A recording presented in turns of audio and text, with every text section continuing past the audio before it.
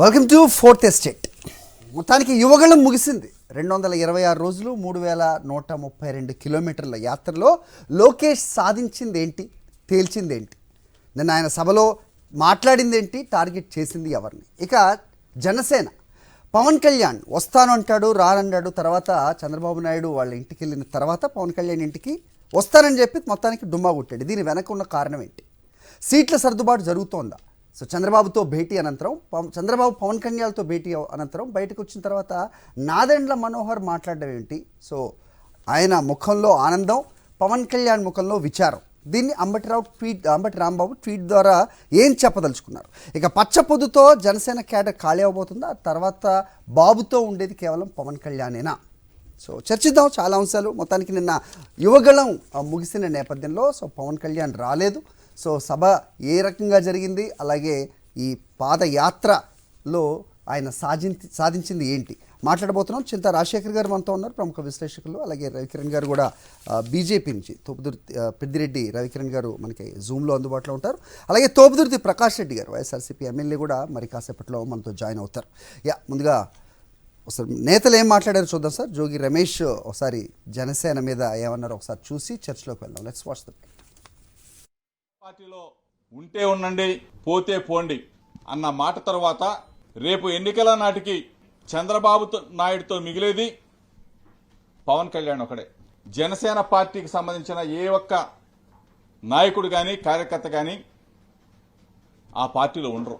పవన్ కళ్యాణ్ని ఒక లీడర్గా, రేపు రాబోయే రోజుల్లో ఒక ముఖ్యమంత్రి అభ్యర్థిగా అందరూ కూడా గుర్తించారు, గౌరవించారు. కానీ నేను ఆ స్థాయి కాదు. నేను చంద్రబాబు నాయుడికి తాబేదోడుగానే ఉంటాను, చంద్రబాబు నాయుడిని మోస్తాను, చంద్రబాబు నాయుడిని ముఖ్యమంత్రి చేయడం కోసమే పనిచేస్తానని చెప్పేసి స్పష్టంగా ఈ రాష్ట్ర ప్రజలకు చెప్పాడు. రైట్, అది జనసేన అధినేత గురించి జోగి రమేష్ మాట్లాడినమాట. రాజశేఖర్, సో మొత్తానికి యువగళం నిన్న ముగిసిన నేపథ్యం మనం చూసాం. సో పాదయాత్ర ప్రారంభమైన తర్వాత అచ్చెన్నాయుడు లాంటి వాళ్ళు చేసిన వ్యాఖ్యలు మనం చూసాం. జనాలు ఎందుకు రావట్లేదు, సో ఇలా అయితే ఎలా జరుగుతుందని. ఆ తర్వాత క్రమంలో జనాల్ని సమీకరించడం అవ్వచ్చు. మొత్తానికి నిన్న ముగింపు సభ, పవన్ కళ్యాణ్ జాయిన్ అవుతాడని.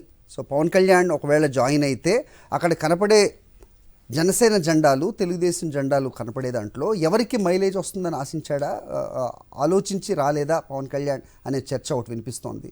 అలాగే బీజేపీ మళ్ళీ తన పాచికలను ప్లే చేసిందా, సో దాని వెనకే పవన్ కళ్యాణ్ డుమ్మా కొట్టడానికి రీజనా అనేది కూడా ఇంకొక నెరేటివ్ మనకి వినిపిస్తున్న నేపథ్యం. ఓవరాల్గా ఎలా చూడాల్సిన అవసరం? నమస్తే అండి, మీకు ఛానల్ వీక్షకులందరికీ వెరీ గుడ్ మార్నింగ్ అండి. అలాగే సహచర ప్యానలిస్టులందరికీ గుడ్ మార్నింగ్ అండి. ఇక్కడ పవన్ కళ్యాణ్ చేయాల్సిన ఫస్ట్ ఏంటంటే ఆయన బీజేపీతో క్లారిటీ తీసుకోవాలి. నేను ఇట్లా వెళ్దాం అనుకుంటున్నాను, వాట్ ఈజ్ యువర్ ఒపీనియన్? లేదు మేము రావట్లేదంటే ఆయన కట్ చేసుకోవచ్చు, అక్కడ బీజేపీతో కట్ చేసుకుని ఇటు వెళ్ళాలనుకుంటే వెళ్ళిపోవచ్చు.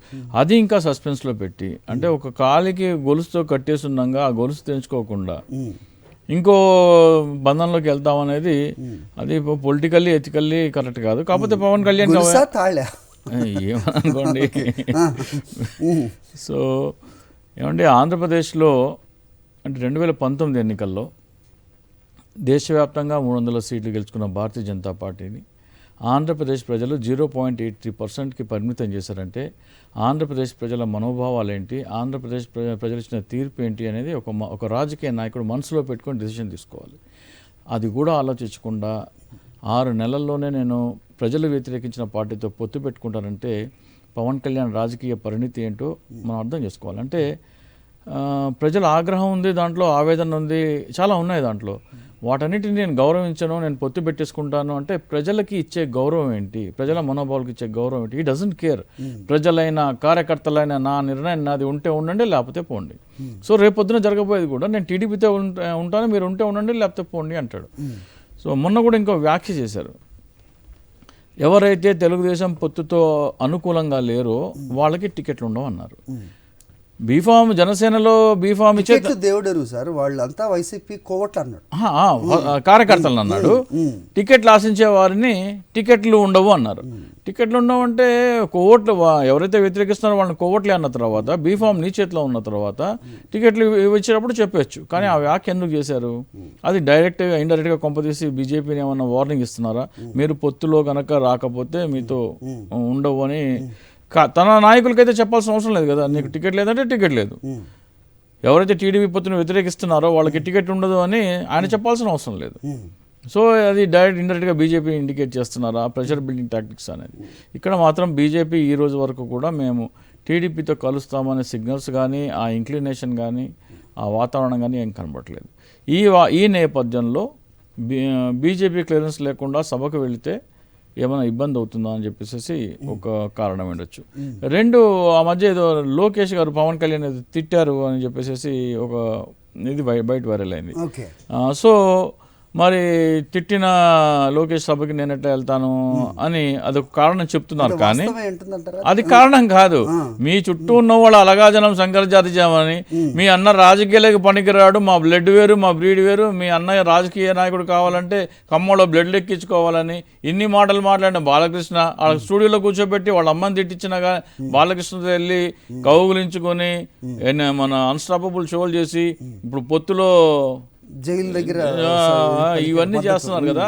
సో అవన్నీ పెద్ద పట్టించుకుని నేను దానికైతే పవన్ కళ్యాణ్ అంత ఇస్తాను. కానీ ఏదో ఇప్పుడు పవన్ కళ్యాణ్ నాదెళ్ల మనోహర్ చంద్రబాబు నాయుడిని బయటికి తీసుకొచ్చినప్పుడు నాదెళ్ల మనోహర్ 1000 వాట్ బల్బ్ లాగా వెళ్ళిపోతుంటే పవన్ కళ్యాణ్ మొహం కనీసం 0 బల్బ్ లాగా కూడా అంబటి రాంబాబు గారి ట్వీట్ చూసి లేదు ఫొటోస్ ఉన్నాయి. లేదు ఇప్పుడు కార్ దగ్గర మీరు చూడండి, విజువల్స్ చూపిస్తాను మీకు కావాలంటే. ఫోటో స్పష్టంగా కనబడుతుంది. అంటే వీళ్ళిద్దరూ ఉన్నదానికి ఒక 20 yards 30 yards వెనక ఉన్నారు పవన్ కళ్యాణ్ ఒక చోట.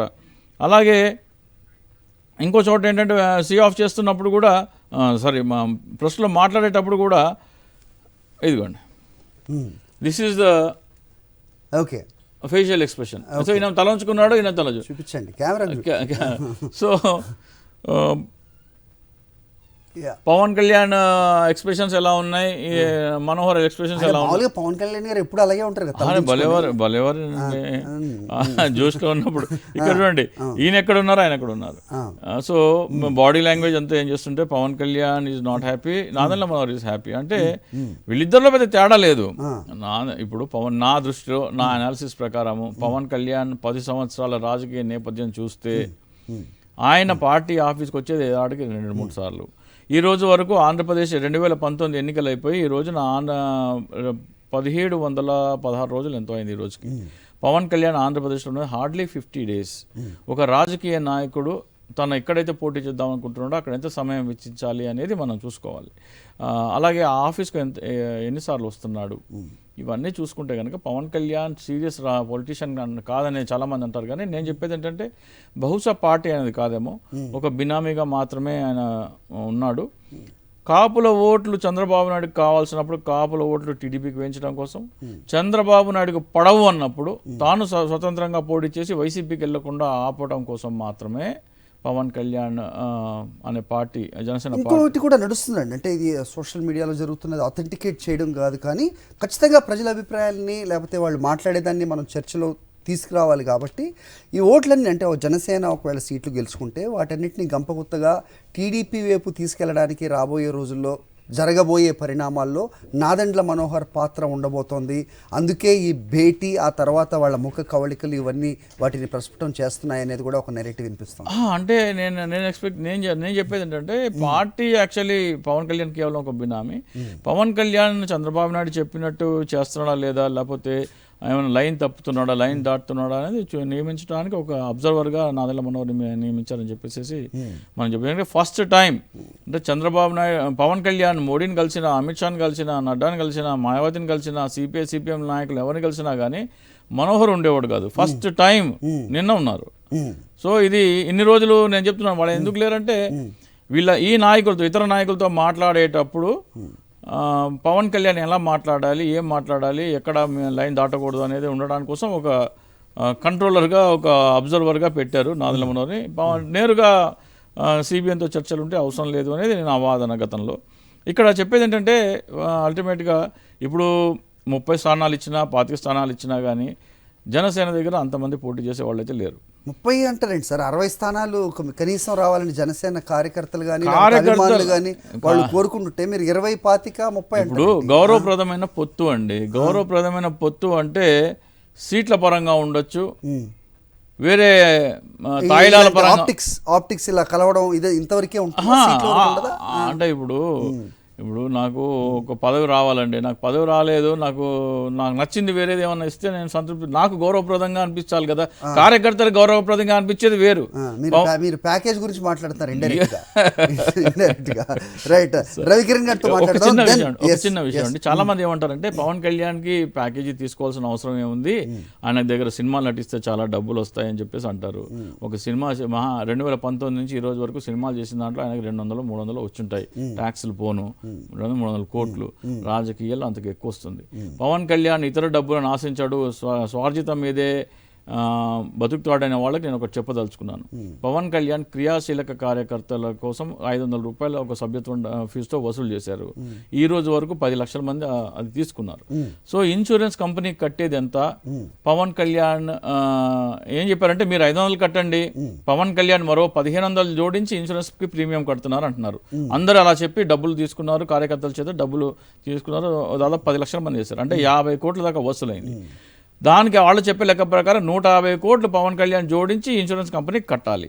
కానీ పవన్ కళ్యాణ్ దగ్గర 500 కడితే 5 లక్షల ప్రమాద బీమా వస్తుంటే మన పోస్ట్ ఆఫీస్లో 399 కడితే దాదాపు 13 లక్షల రూపాయలు వస్తాయి. అంటే పవన్ కళ్యాణ్ కంటే 101 రూపీస్ తక్కువ, 8 లక్షలు ఎక్కువ. సో పవన్ కళ్యాణ్ ఖచ్చితంగా ఈ ఇన్సూరెన్స్ క్రియాశీలక సభ్యత్వం అనే దాంట్లో అమాయకమైన కార్యకర్తల డబ్బు సైతం ఆయన జేబులో వేసుకోవడానికి వెనకాడనప్పుడు చంద్రబాబు నాయుడుకి ఫ్రీగా చేస్తారు, డబ్బు ఆశించారు అనేది రైట్. ఈ క్యాలిక్యులేషన్స్ ఇదంతా కూడా ఇది చాలా కొత్తగా ఉంది, ఇది మాట్లాడదాం వేరే చర్చలో. సో ఇప్పుడు ప్రస్తుతం యువగళం ముగింపు, దానికి పవన్ కళ్యాణ్ ఎందుకు రాలేదు, రాకపోవడానికి వెనక కారణాలు ఏంటి అనేది మాట్లాడుతున్నాం. రవికిరణ్ గారితో మాట్లాడదాం. పెద్దిరెడ్డి రవికిరణ్ గారు బీజేపీ అధికార ప్రతినిధిగా మనకి అందుబాటులో ఉన్నారు. నమస్తే అండి రవికిరణ్ గారు. సో ఏంటి సార్, ఏం గేమ్ ప్లే చేశారు? మొత్తానికి వస్తున్నాను, రావట్లేదు, మొత్తానికి వస్తున్నాను, హాజరు అవ్వబోతున్నాను అంటూ చెప్పిన పవన్ కళ్యాణ్ గారు నిన్న యువగళం పాదయాత్ర ముగింపు సభకి డుమా కొట్టారు. దీంట్లో బీజేపీ పాత్ర ఏంటి? హరి గారు, ముందుగా మీకు తోటి ప్యానలిస్టులకి, సాక్షి టీవీ వీక్షకులందరికీ శుభోదయం అండి. బీజేపీ పాత్ర ఏముంటది, వాళ్ళ పార్టీ వాళ్ళ కార్యక్రమం చేసుకుంటారు, మా పాత్ర మాకేంటి సంబంధం. కానీ బట్ యువగళం పాదయాత్ర మీద ముగింపు అయింది కాబట్టి అసలు ఆద్యాంతం ఎలా జరిగింది అన్నది ఒక 2 నిమిషాలు విశ్లేషిస్తే చెప్పండి. ఓకే, ఏ నాయకుడైనా సరే ఒక పాదయాత్ర 8,000 కిలోమీటర్లు 800 రోజులు, సరే ఒక విడతగా చేశారా 2 విడతలుగా చేశారా, ఎలా చేసినా సరే ఏ నాయకుడైనా చేయటం మంచిదే. అది అనేక నిర్బంధాల నడుమ, చిన్న చిన్న ఘర్షణల నడుమ, వర్షాలు లేకపోతే ఎండలు తుఫాన్ల నడుమ అభినందనలు, శుభాకాంక్షలు. అయితే ఇప్పుడు వారు యువగళం స్టార్ట్ చేసే ముందు ఒక బహిరంగ లేఖ నారా లోకేష్ అని నేను రాస్తున్న బహిరంగ లేఖ, ఈ లేఖ రాశారు 25/1/2023 రాష్ట్ర ప్రజలను ఉద్దేశిస్తూ ఒక లేఖ రాసి అసలు ఏ ఉద్దేశంతో ఈ యొక్క యువగళం పాదయాత్ర చేపడుతున్నాను అని దీంట్లో రాస్తూ, ఓకే రాష్ట్రంలో అనేకమైనటువంటి ఘర్షణ జరుగుతుంది, రైతులకు అన్యాయం జరుగుతుంది, మహిళలకి ఇబ్బంది జరుగుతుంది, అనేక అరాచకాలు జరుగుతున్నాయి, ఇవన్నిటికీ సమస్యల పరిష్కారాని కోసం నేను మీ ముందుకు వస్తున్నాను, యువతకు భద్రత కల్పిస్తాను. సో మీరే ఒక బలమై నా యువకుల పాదయాత్ర నడిపించండి అంటే మీరే ఆ యువకులు, మహిళలు, రైతులు అందరు కర్షకులు అందరూ మీరే నడిపించండి అని చెప్పి బహిరంగ లేఖ రాశారు. అయితే ఇన్ని రోజుల ప్రస్థానంలో ఈ యొక్క యువకుల పాదయాత్రని వారు ఆశించినట్లు ఆయా వర్గాలు నడిపించాయా, లేకపోతే టీడీపీ శ్రేణులు నడిపించాయా, ఏ రకంగా ఆయా వర్గాల్లోకి వెళ్ళగలిగారు అన్నది విశ్లేషించుకోవాల్సిన అవసరం ఉంది. ఇప్పుడు నిజంగా ఆయా వర్గాల్లోకి ఆ యువకుల పాదయాత్ర చొచ్చుకుపోయి ఉంటే వారు పాదయాత్ర బ్రేక్ చేసినప్పుడు కానీ, లేకపోతే మరోసారి మొదలు పెడతామని చెప్పి వాయిదా వేసుకున్నప్పుడు కానీ ఏ ఒక్కరైనా సరే బయటకు వచ్చి అమ్మో మా సమస్యలు మీరు రావటం వల్ల పరిష్కరింపబడుతున్నాయి, మీరు రావాలని చెప్పి బయటకు వచ్చి ఆందోళన చేసి ఆవేదన చెంది మంత్రాలకి పరిస్థితులు ఎక్కడా మనం చూడలేదు. వాళ్ళ ఛానల్, వాళ్ళకు కూడా అనుకూల టీవీలు, పేపర్లు, ఛానల్ ఉన్నాయి కాబట్టి ఎక్కడ మనం చూడలేదు. సో ఏ రకంగా చొచ్చుకుపోయారు, ఇది ఎవరికి భరోసా కలిగించింది? టీడీపీ శ్రేణులకు భరోసా కలిగించిందా, లేకపోతే ప్రజలకు భరోసా కలిగించినది $1 మిలియన్ క్వశ్చన్. పైపెచ్చు ఆయా సమస్యలన్నీ నేను పరిష్కరిస్తాను, నేను దాని మీద ఒక అనుభవంతో వివరాలు క్రోడీకరించాను, సమస్యల పరిష్కారానికి నేను మార్గదర్శకాలు లేకపోతే కొన్ని యొక్క సూత్రాలు ప్రవచిస్తాను, దీన్ని ఒక క్రోడీకరించి ఒక పుస్తకం రూపంలో మా అధ్యక్షులకి 20వ తారీఖు ఇస్తారంటే అదో రకంగా ఉండేది. ఎందుకంటే మీ యొక్క ఉద్దేశం అనేకమైన సమస్యలకు పరిష్కారంగా ఇవ్వగలం అన్నారు. ఇప్పుడు నిన్న మీరు మాట్లాడుతూ నారా లోకేష్ గారు మాట్లాడుతూ ఎన్ని కాదు, నేను స్టార్టింగ్ నుంచి ఎర్ర పుస్తకం రాస్తున్నాను, దానిలో అధికారులు ఏదైతే టీడీపీ శ్రేణుల మీద కేసులు పెట్టారో వాళ్ళు అంతు తేలుస్తాను, ఆ అధికారుల వివరాలన్నీ ఆ చట్టాలో ఉన్నాయి ఎర్ర పుస్తకంలో, అది నేను అధ్యక్షుల వారికి ఇస్తాను, మేము అధికారంలోకి వచ్చాక వాళ్ళు అంతు తేలుస్తామంటే మీరు యువగలం పాదయాత్ర దేనికోసం చేశారు? అధికారుల కోసం చేశారా, లేకపోతే ప్రజల కోసం చేశారా, లేకపోతే పార్టీ శ్రేణులు చేశారా అన్నది ఒక $1 మిలియన్ క్వశ్చన్ గా మిగిలిపోతుంది హరి గారు. పైపెచ్చు మీ యొక్క పాదయాత్రలో అనేకమైన హామీలు ఇచ్చారు ప్రజలకు. ఆ హామీల విషయంలో కూడా ఇప్పటి వరకు వారు ఏం మాట్లాడలేదు. దాన్ని కూడా వారు సమాధానం చెప్పాలి. ఉదాహరణకి 15/12/2023 అనకాపల్లిలో వారు ఏమన్నారంటే, మేము అధికారంలోకి వస్తే 20 లక్షల ఉద్యోగాలు, 5 ఏళ్లలో 20 లక్షల ఉద్యోగాలు ఇస్తాను, ఎందుకంటే ఐటీ పరిశ్రమ నేను రాగానే 100 రోజుల్లో అనేక ఐటీ పరిశ్రమలు తీసుకొస్తానని చెప్పి వారు ఇచ్చినటువంటి హామీ. మరి 20 లక్షలు అంటే సంవత్సరానికి 4 లక్షలు. మరి మీరు 2014-15 మీరే మంత్రిగా ఉన్నారు కదా ఐటీ శాఖకి, మరి మీరు ఎన్ని ఉద్యోగాలు ఇచ్చారు? దీనిలో కనీసం 5% ఇచ్చారా, 10% ఇచ్చారా? ఈ 20 లక్షల ఉద్యోగాలు ఎలా ఇస్తారు అని చెప్పాలి కదా. 2, ఏటా జాబ్ క్యాలెండర్ అంటున్నారు. ఏటా జాబ్ క్యాలెండర్ ఇస్తాను, జనవరి 1వ తారీఖు నేను జాబ్ క్యాలెండర్ రిలీజ్ చేసి టీచర్లు అన్ని ఉద్యోగాలు భర్తీ చేస్తానని చెప్పి అంటున్నారు. మరి సంతోషం. మరి మీరు ఇచ్చినటువంటి 2014 మేనిఫెస్టో ఇది, 2014 మేనిఫెస్టో. ఈ 2014 మేనిఫెస్టోలో కూడా తెలుగుదేశం పార్టీ వారి మేనిఫెస్టో పేజ్ నెంబర్ 19 ఏం రాశారంటే, ప్రతి సంవత్సరం రిక్రూట్మెంట్ క్యాలెండర్ ప్రకటింపజేసి నిర్ణీత సమయంలో ఉద్యోగ నియామకాలు చేపడతాం. వారి యొక్క 2014 మేనిఫెస్టోలో కూడా జాబ్ క్యాలెండర్ అన్నారు. మరి మీరు కేబినెట్ మంత్రిగా ఉన్నటువంటి ప్రభుత్వంలో మీరు జాబ్ క్యాలెండర్ ఎందుకు ఇవ్వలేకపోయారు? ఇప్పుడు మేము ఇస్తే మాకు అధికారం మళ్ళీ చేస్తామని చెప్తున్నారు. ఇది ఎంతవరకు సమంజసం? అలాగే 26/2023 వారు నెల్లూరులో మాట్లాడుతూ వన్ టైం సెటిల్మెంట్ కట్టద్దు, మేము ప్రభుత్వంలో అధికారంలోకి వచ్చాక అందరికి ఉచితంగా ఇల్లు కట్టించిస్తాము, అలాగే ఏదైతే గతంలో 2 దశాబ్దాలుగా ఓపీ వన్ టైం సెటిల్మెంట్ మీరు డబ్బులు కట్టక్కలు మేమే మళ్ళీ ఉచితంగా దానికి ఇస్తా ఉన్నారు. 22 దశాబ్దాలుగా ఉన్నది మేము చేస్తా ఉంటున్నారు, కొత్తగా ఇల్లు కట్టించిస్తా ఉంటున్నారు. సంతోషం. మరి మీరు గత ప్రభుత్వ హయాంలో మరి ఎన్ని ఇల్లు కట్టించారు? ఆ ఓటీఎస్ ఎప్పటి నుంచో ఉంది కదా, ఎన్టీఆర్ రామారావు గారు ముఖ్యమంత్రి ఉన్నప్పటి నుంచి ఆ ప్రభుత్వం ఇచ్చిన ఇల్లు కట్టిని ఆ యొక్క డబ్బులన్నీ ఉండిపోయినాయి. మరి మీ ప్రభుత్వ హయాంలో ఎందుకు దాన్ని మాఫీ చేయలేదు, ఇప్పుడు ఎందుకు మాఫీ చేస్తాను అంటున్నారు? రైతులకు వారు 18/6/2023 మాట్లాడుతూ ఒక సంతకంతో 50,000 లోపు రుణాలు మాఫీ చేసిన ఘనత మా ప్రభుత్వాన్ని అంటున్నారు. ఒక సంతకం. మరి మీరు ఇచ్చిన హామీ ఏంటి? సంపూర్ణ రైతు రుణమాఫీ అన్నారు కదా, మరి 50,000 అన్నారు కదా. మిమ్మల్ని ఏ రకంగా ప్రజలు నమ్మాలి? ఏ రకంగా నమ్ముతారు? అలాగే ప్రతి జిల్లాలో ఫుడ్ ప్రాసెసింగ్ యూనిట్లు పెడతాం అయ్యి అంటున్నారు. ఇవన్నీ మీరు మీ ప్రభుత్వం అలాగే పవర్ లూమ్లకి ఉచిత విద్యుత్తు, ఇది తిరుపతిలో మాట్లాడుతూ 13/2/2023 పవర్ లూమ్స్ కి ఉచిత విద్యుత్ అన్నారు. పవర్ లూమ్స్ కానీ ఫ్రీగా కరెంట్ ఇస్తా అన్నారు. మరి మీరు 2019 మేనిఫెస్టో 2014 మేనిఫెస్టోలో కూడా ఉంది, పవర్ లూమ్స్ కి ఇస్తాము, సబ్సిడీలు ఇస్తాము, ఇవన్నీ దాంట్లో ఉన్నాయి. మరి మీరు ఆ రోజు ఎందుకు చేయలేదు? మీ ప్రభుత్వ హయాంలో మీరు ఎందుకు చేయలేదు? మీరు మంత్రిగా ఉన్నప్పుడు ఎందుకు చేయలేదు? యాక్వా రైతులకి 150 రూపాయలు. వీళ్ళు ఇచ్చిన హామీలన్నీ చదువుకుంటూ పోతే మన సమయం సరిపోదు. మీరు గ్రౌండ్ వర్క్ చాలా బాగా చేశారు. మీరు నా స్థూలంగా అడిగేది ఏంటంటే, ఓకే మీరు హామీలు ఇవ్వండి. మీరు హామీలు ఇచ్చిన దానికి మీరు ఎప్పుడైతే హామీలు మీరు ప్రభుత్వంలో రాకపోతే ఫ్రెష్ గా రాజకీయాల్లోకి వస్తుంటే ఓకే, అందరూ ఓకే భారతీయ జనతా పార్టీకి ఎప్పుడు ప్రభుత్వం రాలేదు, లేదా జనసేనకి ఎప్పుడు ప్రభుత్వం రాలేదు వాళ్ళు ఏం చెప్తే ఓకే. అంతేగాని మీరు 22 సంవత్సరాలుగా మీ పార్టీ అధికారంలో ఉండి మీరు కూడా మంత్రిగా నిన్నగా మొన్న వరకు ఉండి మీరు చేయనటువంటి, మీరు మేనిఫెస్టోలో పెట్టినటువంటి ఏమీ చేయకుండా ఈ రోజు మళ్ళీ చేస్తున్నామంటే ఏ రకంగా నమ్ముతారు? మీరు యోగాల పాదయాత్ర ద్వారా ఏ సందేశం ఇవ్వదలుచుకున్నారనేదే నా యొక్క ప్రశ్న హరి గారు. రవికిరణ్ గారు గుడ్ మార్నింగ్ అండి. మీరు మేనిఫెస్టో, తెలుగుదేశం మేనిఫెస్టో చాలా బాగా చెప్పారు, కానీ 2014 Andhra Pradesh Bharatiya Janata party manifesto page number 2 para number 5 point number 1 ఒకసారి చదువుకోండి సార్. మీరేం చెప్పారో, మీరేం చేస్తున్నారో, మీరు కూడా అధికారంలోకి వచ్చారు కేంద్రంలో, మీరేం చెప్పారు? Let's not mix it up. So let's confine to the subject. Thopudurthi గారు, సో నిన్న యోగళం ముగిసింది. సో జనసేన కుప్పిగంతులు అంటూ కొంతమంది మాట్లాడుతున్నారు. ముఖ్యంగా అంబటి రాంబాబు గారు ఒక ట్వీట్ చేశారు.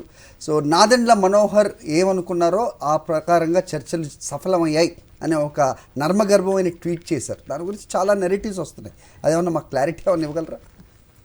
ముందుగా రవికిరణ్ గారికి కంగ్రాచులేట్ చేస్తానండి.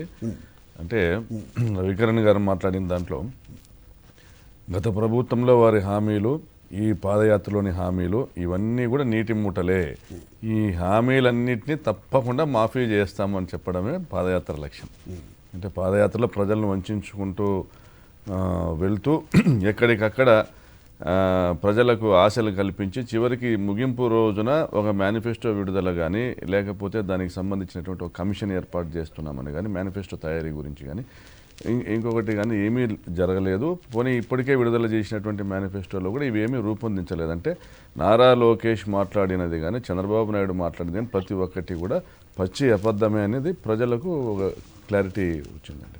ఇప్పుడు నిన్నటి విషయం, మీటింగ్ విషయంలో మరి నాదెండ్ల మనోహర్ గారి ట్వీట్ కానీ, నిన్నటి మీటింగ్ తర్వాత ఉన్నటువంటి పరిస్థితులు కానీ, సో పూర్తిగా పవన్ కళ్యాణ్ గారు జనసేన పార్టీని టోకును అమ్మేశారనేది బయట బహిరంగ చర్చ జరుగుతూ ఉన్నదండి. ఎందుకంటే ఒక గౌరవప్రదమైనటువంటి సంఖ్యను మేము కోరుతున్నాము అనేసి ముఖ్య నాయకులతో చర్చించినటువంటి పవన్ కళ్యాణ్ గారు, నాదెండ్ల మనోహర్ గారు కానీ, ఓవరాల్గా తెలంగాణ ఎన్నికల నేపథ్యంలో జనసేన పార్టీకి ప్రజల్లో ఆదరణ లేదని తెలుసుకున్న తర్వాత కాంప్రమైజ్ అయిపోయినటువంటి పరిస్థితి కనపడుతూ ఉంది పూర్తిగా. అంటే తెలుగుదేశం పార్టీ ఎన్నిస్తే అన్ని తీసుకునేదానికి సిద్ధపడుతున్నట్లుగా తెలుస్తూ ఉంది.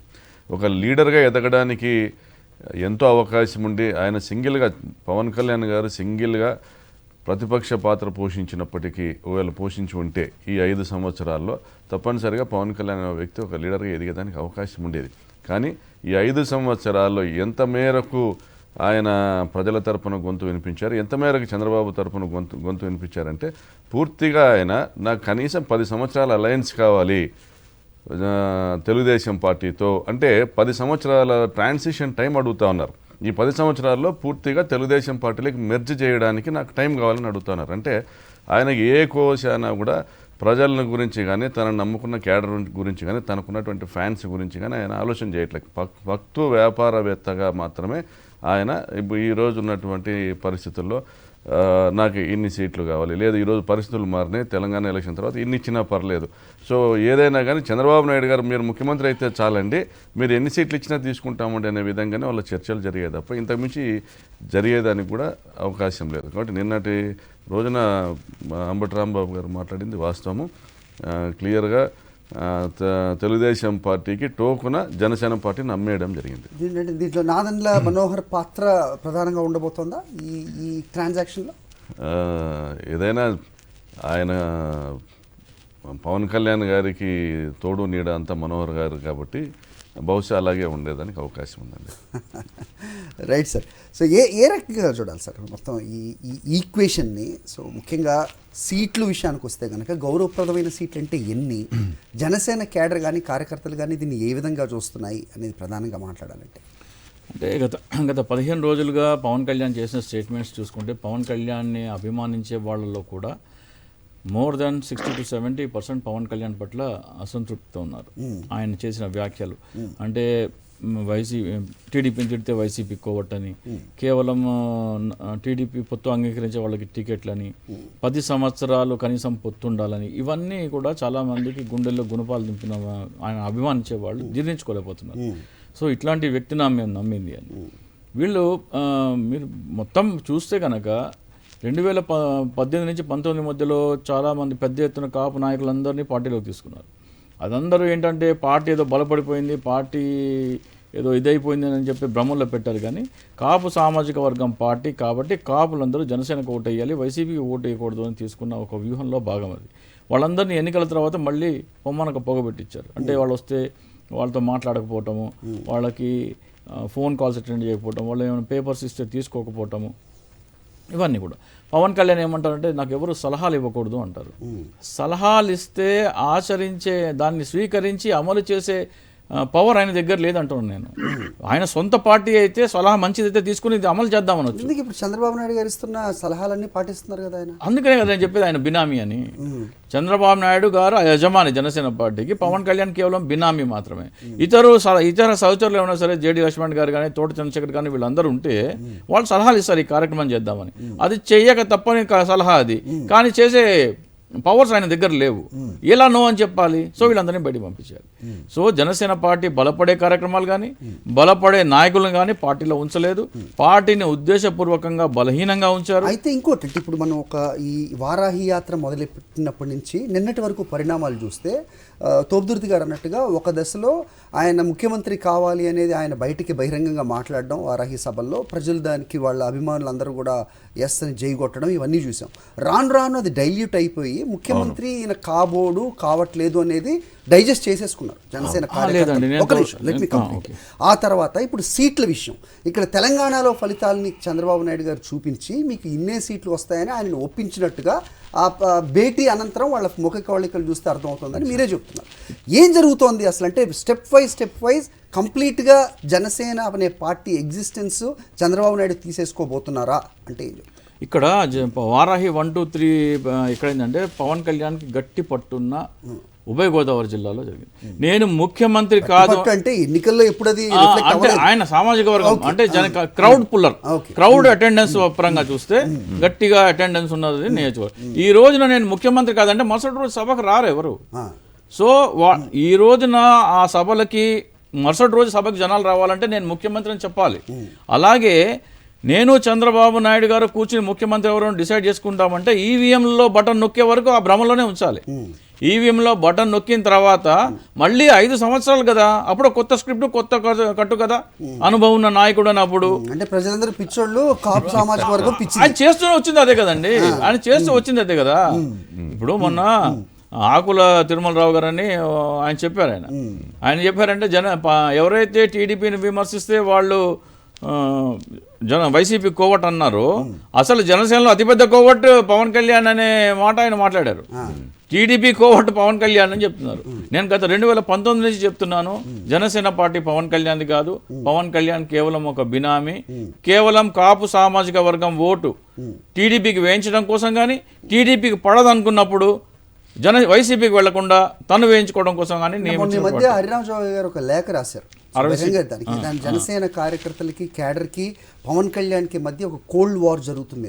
మీరు చెప్పిన మాటల్లో ఇది వాస్తవమే? ముమ్మాటికి. ఎందుకంటే ఎప్పుడైతే పవన్ కళ్యాణ్ ఆచరణకి గ్రౌండ్లో జరుగుతున్న దానికి అంటే మాటలకి ఆచరణకి పొంతన లేదో, వాళ్ళు కార్యకర్తలు ఎంతకాలం అని వేచి చూస్తారు, ఇదిగో ఇదిగో ఇదిగో ఇదిగో అని. సో వాళ్ళు ఇదిగో మారుతాడు, రేపు మారుతాడు, ఎల్లుండి మారుతాడని. దాదాపు 3వ ఎలక్షన్ ఇది. ఇంకో 10 సంవత్సరాలు అంటే 2 ఎలక్షన్ అయిపోతే ఆయన 25 సంవత్సరాల ప్రస్థానం అయిపోతుంది. సో నారా లోకేష్ కోసం కాదు, కొంపదీసి నారా దేవాంశ్ కోసం పార్టీ పెట్టారని అనుమానాలు అయితే మనకు. అయితే ఒకటి వినిపిస్తుంది, అంటే నారా లోకేష్ ఏదో వ్యాఖ్య చేశారని పవన్ కళ్యాణ్ని. ఈ ముగింపు సభకి పవన్ కళ్యాణ్ వస్తే అక్కడ అన్ని జనసేన జెండాలు ఎక్కువ కనబడతాయి, సీఎం పవన్ కళ్యాణ్ అని అరిస్తే నేను ఇక్కడ ఉండేదేంటి అని ఆయన అన్నారని, అందుకే ఇతను వెళ్ళలేదనే ఒక వ్యాఖ్య కూడా వినిపిస్తుంది. మీ దాకా వచ్చింది? ఇప్పుడు వచ్చిందండి. ఒకవేళ పొత్తు పెట్టుకున్నారు అనుకుందాం, లోకేష్ సీఎం అయ్యాను అనుకున్నాం మనం కూడా హైపోథెటికల్గా. పవన్ కళ్యాణ్ కూడా అసెంబ్లీలో ఉన్నారు. లోకేష్ ఒక అరగంట మాట్లాడారు, పవన్ కళ్యాణ్ ఒక 3-4 నిమిషాలు మాట్లాడారు. బయటకు వచ్చిన తర్వాత జనాలు దేన్ని ఎక్కువ చూస్తారు? పవన్ కళ్యాణ్ చూస్తారు. లోకేష్ స్టేచర్ ఏమైపోవాలి? పవన్ కళ్యాణ్ సభలో రాణిస్తాడు అసలు Chandrababu Naidu? Do you think? Pawan Kalyan బలంగా తీసుకెళ్లాలని చంద్రబాబు పవన్ కళ్యాణ్ సభలో వస్తే లోకేష్ 0 అయిపోతాడు. యువకడమే ఏడాది. బీజేపీ ఊరుకుంటుందా? ఏది బీజేపీ ఊరుకుంటుందా? బీజేపీ అనేది సెకండ్. ఫస్ట్ ఆఫ్ ఆల్ ఆ అడ్డంకి తొలగించుకోవాలి. నేను 2020లో ఆయన పొత్తు పెట్టుకున్న రోజు చెప్పాను, పవన్ కళ్యాణ్ మెడలో పెద్ద గుదిబండ వేసుకుంటున్నారు. ప్రజలు తిరస్కరించిన పార్టీతో పొత్తు అంటే రాబోయే రోజుల్లో అదే పెద్ద అడ్డంకి. రవికిరణ్ గారు ఒక విషయం చెప్పాలి. మీరు నేను ఫస్ట్ ఓపెనింగ్ స్టేట్మెంట్ కూడా మీరు దాటేశారు మాదేం ఉంటుందని, కానీ మీది ఎందుకు ఉండదండి? మీతో పాటు జనసేన ఉన్నారు. సో ఆయన తెలుగుదేశం ఓకే ఆయన మద్దతు ప్రకటించినప్పుడు మేము ఉన్నాం వాళ్ళతోటని మీరు చెప్పారు.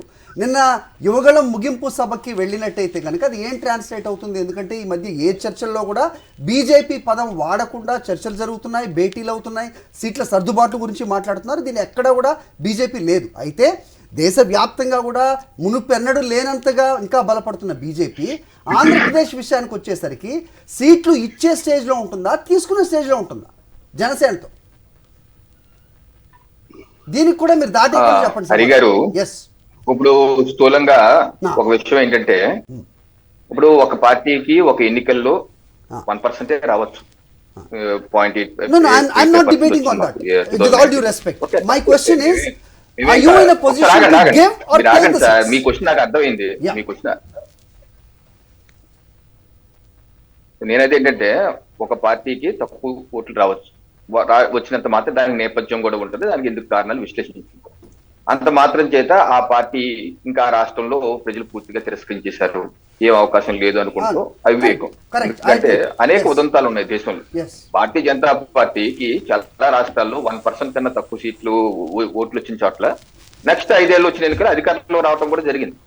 సో ఇది మన 7 దశాబ్దాల స్వతంత్ర భారతదేశంలో అనేకమైన ఉదంతాలు ఉన్నాయి దాన్ని. నెంబర్ 1.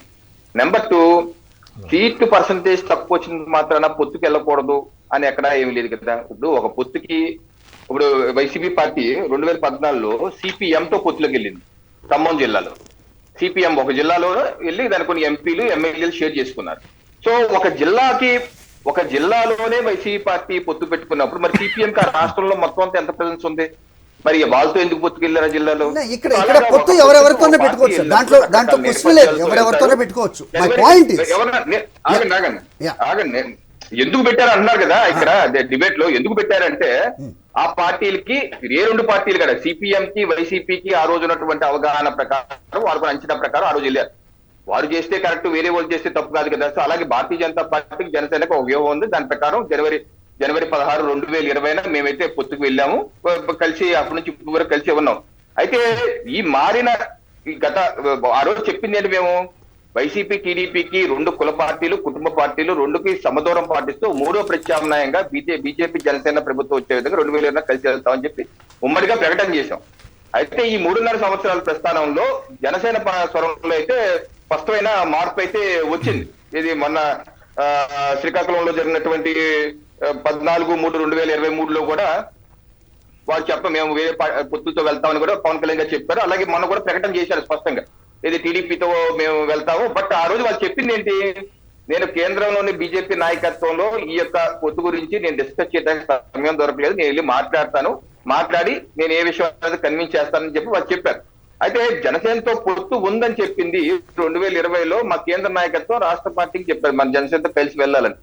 ఈ రోజు వరకు కూడా జనసేన పార్టీ కూడా మేము ఎన్డీఏలో భాగస్వామిగా ఉన్నామంటున్నారు. సో ఇది ఏ రకంగా ఎన్డీఏలో భాగం కానీ టీడీపీతో పొత్తు పెట్టుకొని ఓ పక్కన ప్రయాణం చేసిన జనసేన ఏ రకంగా రేపు ఎన్నికల్లో భారతీయ జనతా పార్టీ కలిసి ప్రయాణం చేస్తారా, విడిగా ప్రయాణం చేస్తారా, మా కేంద్ర పార్టీ నిర్ణయం తీసుకోవడం సమయం వచ్చినప్పుడు, అది ఇప్పుడు నిర్ణయం తీసుకునేది కాదు. అదే మా రాజకీయ క్షేత్రం, ఇప్పుడు మా రాష్ట్ర అధ్యక్షులు పురంధరేశ్వరి గారు రోజు జిల్లాల పర్యటనలో ఉన్నారు. అనేకమైన ప్రజా సమస్య, మా పోలింగ్ బూత్ కమిటీలు కావచ్చు, శక్తి కేంద్ర ప్రముఖులు కావచ్చు, లేకపోతే పోలింగ్ బూత్ అధ్యక్షులతో సమావేశాలు, ఎన్నికలు సన్నద్ధం అవుతున్నాం. అలాగే ప్రభుత్వ వైఫల్యాల మీద లిక్కర్ కానీ ఎవరు వచ్చినా మీరు పొత్తుల గురించి మాట్లాడుతున్నారు. పొత్తుల గురించి ఇక్కడ ఎవరు క్వశ్చన్ చేయలేదు రవికిరణ్ గారు, పొత్తు గురించి ఎవరు క్వశ్చన్ చేయలేదు. Unnecessarily we are spending time on that. Sir మీరు పొత్తులో ఉన్నారని చెప్తున్నారు, వాళ్ళు ఉన్నారని చెప్తున్నారు. Okay, I'm okay with that. 2020లో బీజేపీకి పర్సెంటేజ్ లేనప్పుడు ఎందుకు పొత్తు పెట్టినా వారు అడుగుతారు కదా. Sir why are you dragging into that? Don't drift the topic. I'm saying let's confine to the subject. ఇక్కడ పొత్తులు మీరు వాళ్ళతో ఎందుకు పొత్తున్నారనేది ఎవరు క్వశ్చన్ చేయట్లేదు. మీరు ఆయన ఆత్మరక్షణ కోసం, పార్టీ రక్షణ కోసం, లేకపోతే టీడీపీని మీకు దగ్గర చేయడానికి కోసం మీ పొత్తులోకి వచ్చారా కాదా అనేది మీ పెద్దలకి తెలుసు, మీకు తెలుసు, అది బయటికి చెప్పకపోయినా.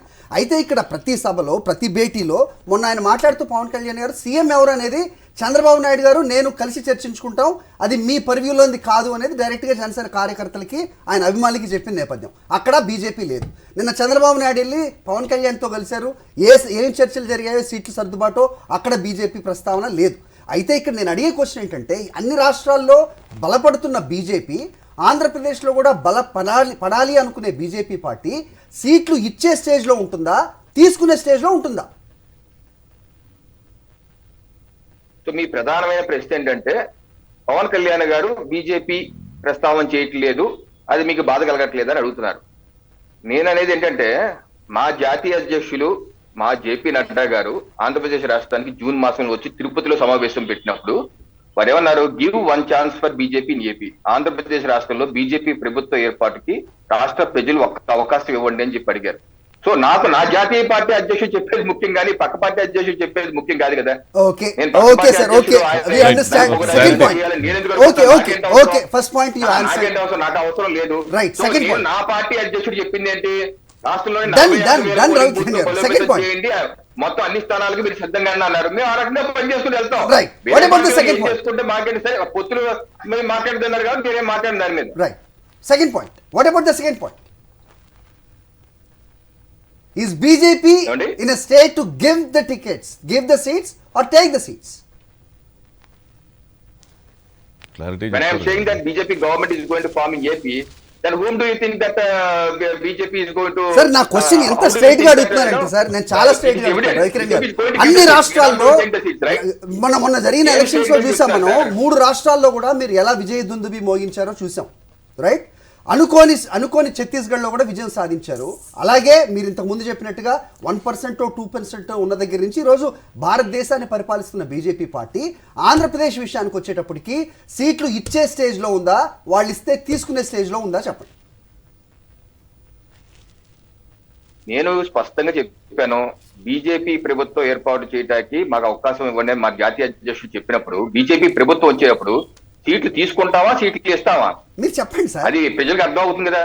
సో ఏదైనా సరే ఒకటి హరి గారు, ఇంకోటి కూడా ఒక పొత్తులో ఉన్నప్పుడు సీట్లు ఇచ్చారు తీసుకున్నారు ఈ యొక్క పరిభాష కూడా కరెక్ట్ కాదు. ఎందుకంటే ఒక పొత్తు అంటే ఇద్దరు అవగాహనతో వస్తారు, అంతేగాని ఈ లేదు భిక్ష ఇచ్చారు ఆ లేదు భిక్ష తీసుకున్నారు అన్న విధంగా భిక్షను మాట కాకుండా అలా మాట్లాడకూడదు. అంతేగాని దానికి ఆ పరిభాష ఇవ్వటం కరెక్ట్ కాదు నా అభిప్రాయం. పొత్తులో ఉన్నారన్నప్పుడు మీకు తెలిసే జనసేన పార్టీ చంద్రబాబుతో చర్చలు జరుపుతున్నారా టీడీపీతో? ఒకటి మీరు ఇందాక మాట్లాడిన వర్షన్ ఏంటి, ఒకటి మేము అధికారంలోకి రాబోతున్నాం నడ్డా గారు ఇచ్చిన స్టేట్మెంట్ ప్రకారం అంటే మేమే టికెట్లు ఇవ్వబోతున్నాం అనేది ఒక క్లారిటీ మీరు ఇచ్చినట్లు కనపడతా ఉంది. సో మరి అటువంటిప్పుడు మీకు తెగతెంపులు జరిగిందా జనసేనతో, లేదా ఇంకా పొత్తులో ఉన్నారు? రెండు కూడా మీరే మాట్లాడుతున్నారు, మేమే టికెట్లు ఇస్తున్నామని మీరే చెప్తున్నారు, ఇంకా పొత్తులో ఉన్నామని మీరు అంటున్నారు. ఒకవైపు చూస్తే మీతో పొత్తులో ఉన్నటువంటి పవన్ కళ్యాణ్ గారు సీట్ల సర్దుబాటు పూర్తయిందని దాదాపు ప్రకటించేటువంటి పరిస్థితిలో ఉన్నారు. నేను చంద్రబాబు మేమిద్దరమే డిసైడ్ చేసుకుంటాము ఎవరు ముఖ్యమంత్రి అనేది చెప్తా ఉన్నారు. మరి ఇక్కడ పొత్తు ఎక్కడ ఉన్నట్లు, మరి మీతో కాపురం చేస్తున్నాడా, చంద్రబాబుతో కాపురం చేస్తున్నాడా, లేదా ఎవరికి చెప్పాల్సిన మాటలు వాళ్ళకి చెప్తున్నాడా, లేదా మీకు మొత్తం తెలిసి కూడా మీరు వ్యాఖ్యానించలేని పరిస్థితిలో ఉన్నారా? ఇది అడుగుతున్నారండి. ఎమ్మెల్యే గారు మీరు అడిగిన ప్రశ్నకి జస్ట్ 1 minute లో మీరేమడుగుతున్నారు, బీజేపీకి తెలిసే ఆయన టీడీపీతో పొత్తుకెళ్లారా అనేది అడుగుతున్నారు సూటిగా. నేను చెప్పే సూటిగా ఆయన సమాధానం చెప్పులోనే ఉంది, బీజేపీకి చెప్పకుండా వెళ్ళాను అని ఆయన ప్రెస్ మీట్ పెట్టి చెప్పారు పవన్ కళ్యాణ్ గారు. ఇంకా నేను క్లారిఫికేషన్ ఇచ్చేది ఏమంటారు, బీజేపీకి చెప్పకుండా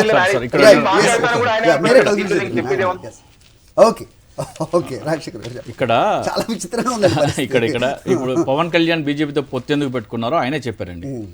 పవన్ కళ్యాణ్ బీజేపీతో పొత్తు పెట్టుకున్న తర్వాత 6 మాసాలకు అమరావతి వెళ్ళినప్పుడు ఒక విలేకరి అడిగారు, వైసీపీ కూడా ఎన్డీఏలోకి వెళ్తుందని ఊహాగానాలు వస్తున్నాయి, ఆ ఊహాగానాల నేపథ్యంలో ఒకవేళ వైసీపీ ఎన్డీఏలోకి వెళ్తే మీరు ఎన్డీఏలో కొనసాగుతారా వైదొలుగుతారా అంటే పవన్ కళ్యాణ్ ఏం చెప్పారంటే, మేము బీజేపీతో పొత్తు పెట్టుకున్నది 3 రాజధానుల ప్రకటన రద్దు చేయించడం కోసము, చంద్రబాబు నాయుడు కోసమే ఆయన పెట్టుకుంది. ఆంధ్రప్రదేశ్ రాష్ట్ర ప్రజల కోసమో బీజేపీ కోసమో జనసేన కోసమో ఈ 2 పార్టీల కూటమి బలపడటం కోసమో కాదు. పవన్ కళ్యాణ్ ఉచ్ఛ్వాస నిశ్వాసాలు కూడా చంద్రబాబు నాయుడు కోసమే, టీడీపీ కోసమే, ప్యాకేజ్ కోసం. రైట్. అయితే ఇప్పుడు ఇంకొకటి అంటే ఇప్పుడు చంద్రబాబు నాయుడు గారు మన పవన్ కళ్యాణ్ని కలిశారు. ఈ సీట్ల సర్దుబాటులో బీజేపీతో కలిసి ఉండడానికే చంద్రబాబు నాయుడు ప్రయత్నిస్తారా, లేదంటే బీజేపీని వద్దంటారా? తెలంగాణ ఎన్నికల్లో జరిగిన ఫలితాలని ఆయన చూపిస్తారా అంటే ఆ నెరటివ్ ఒకటి వినిపిస్తుంది, దానికి మీ విశ్లేషణ ఏంటి? ఇక్కడ తెలంగాణ ఎన్నికల కంటే ముందే ఎక్కడ అంటే ఇంక్లూడింగ్ కుక్కట్పల్లి ఎక్కడ డిపాజిట్ వచ్చే పరిస్థితి లేదని చెప్పాను నేను. సో ఆ స్థాయిలో ఉంటుందని తెలిసి కూడా ఆయన అంటే but can he dare to say that మనకి బీజేపీ వద్దు అనే పరిస్థితిలో చంద్రబాబు ఉంటారా? ఎవరు ఆంధ్రప్రదేశ్ పవన్ కళ్యాణ్ బీజేపీ వద్దని చంద్రబాబు నాయుడు ఎట్లా అంటారు? బీజేపీ మమ్మల్ని చంద్రబాబు నాయుడు వద్దు అనుకుంటుంది. Chandrababu Naidu is not in that position. BJP says BJP is looking CBN as an untouchable. Pawan Kalyan wants to ఇద్దరి మధ్యలో నేను ఏదో సహజ కుదుస్తాను అనుకుంటున్నారు. పవన్ కళ్యాణ్ అంతగా అంటే అంత స్టూపిడ్ థింకింగ్ కూడా ఎవరిది ఉండదు. వెంకయ్య నాయుడు ఉండగా పవన్ కళ్యాణ్ ఎందుకు అవసరం ఉండే టీడీపీకి బీజేపీకి మధ్యలో సహజ కుదరడానికి? గత 4 దశాబ్దాలుగా వెంకయ్య నాయుడు గారు టీడీపీకి బీజేపీకి మధ్యలో ఒక పెద్ద నాయకుడు. ఆయన వాళ్ళిద్దరి మధ్యలో అలయన్స్ సెట్ చేసిన ఇది ఆయన ఒక అంటే మంచి బాండింగ్ ఇద్దరి మధ్య చేసి శివరాజ్ సింగ్ చౌహాన్ తో కలవడానికి ఆయన ప్రయత్నించి ఆయన కల్పించారు చంద్రబాబు నాయుడు. కానీ ప్రస్తుతం ఆంధ్రప్రదేశ్ లో పరిస్థితి వేరు కదా. అదే చెప్తున్నా కదా, వెంకయ్య అంటే పవన్ కళ్యాణ్ భ్రమలు చెప్తున్నా. నేను చంద్రబాబు నాయుడు మోడీని కలిపేస్తానంటే నీ అవసరం ఎక్క వరకు ఉందయ్యా బాబు, వాళ్ళకి ఆల్రెడీ వెంకయ్య నాయుడు గారు ఉన్నారు, నీ అవసరం లేదు. 40 సంవత్సరాలుగా వెంకయ్యనాయుడు మధ్యలో సైతం కుదురుస్తున్నారు. ఆయన కంటే పెద్ద లీడర్ కాదు నువ్వు. సో ఆ భ్రమలో దయచేసి బతకండి. కేవలం పవన్ కళ్యాణ్ నోట వెంటనే దయచేసి బయట ఉంటే కనుక పెళ్లి చేయండి. ఇవాళ కాకపోతే రేపైనా సార్ చాలా అవసరం అది. మేము బీజేపీతో పొత్తు పెట్టుకున్నది 3 రాజధానుల ప్రకటన రద్దు చేయించడం కోసమే. ఇది ఆయన అమరావతిలో ఒక విలేకరు అడిగిన దానికి సమాధానం. పవన్ కళ్యాణ్ బీజేపీతో పొత్తు పెట్టుకున్నది ఆంధ్రప్రదేశ్ ప్రయోజనాల కోసం కాదు, జనసేన పార్టీ ప్రయోజనాల కోసం కాదు, భారతీయ జనతా పార్టీ ప్రయోజనాల కోసం కాదు. రైట్. మొత్తానికి ఈ పొత్తులన్నీ కూడా రాజకీయ పార్టీల ప్రయోజనాల కోసమే జరుగుతున్నాయని బహిరంగంగానే చెబుతున్న నేపథ్యంలో ప్రజలు ఓటర్లు ఏ విధంగా దీన్ని చూడాలి? ప్రజా ప్రయోజనం కోసం నిజంగా వాళ్ళకి జరగాల్సిన సంక్షేమం గురించి ఏదైనా కామెంట్ ఉందా సార్? కంక్లూడ్ చేద్దాం. జస్ట్ ఇప్పుడు వెంకయ్య నాయుడు గారు భారతీయ జనతా పార్టీ సుష్యమైన కార్యకర్త, ఈరోజు ఉపరాష్ట్రపతిగా చేసి రాజకీయాలు దూరంగా ఉంటున్నారు. ఆయన భారతీయ జనతా పార్టీ శ్రేయస్సు కోసం పనిచేసే మనిషి కానీ వేరే పార్టీ శ్రేయస్సు మనిషి కాదు. మీ విశ్లేషణ మీరు చేయండి, నేను కాదన్న కానీ దాన్ని మాత్రం నేను భారతీయ జనతా పార్టీ కార్యకర్తగా ఖండిస్తున్నాను. Right right your point is taken sir. మొత్తానికి ఈ పొత్తులు ఎక్కడ పొడుస్తాయి, ఈ సీట్ల సర్దుబాటు ఎంతవరకు వెళ్తుంది? సో మొత్తానికి జనసేన కార్యకర్తలు కానీ ఆ సామాజిక వర్గం కానీ వాళ్ళు వాళ్ళ నాయకుడు అది ఆ ప్లేస్లో కూర్చోవాలి, ఆ సీట్లో కూర్చోవాలి అనే ఒక కోరిక చిగురించే అవకాశం ఏదైనా కనిపిస్తోందా? అసలు చివరికి ఏం జరగబోతోంది? అంబటి రాంబాబు గారు చేసిన ట్వీట్కి పరమార్థం ఏంటి? రాబోయే రోజుల్లో క్లారిటీ ఖచ్చితంగా వస్తుంది. ఇది వాళ్ళ చర్చ. థ్యాంక్ యూ తోపుదుర్తి గారు, థ్యాంక్ యూ రాజశేఖర్ గారు, థ్యాంక్ యూ రవికిరణ్ గారు చర్చలో పాల్గొన్నారు.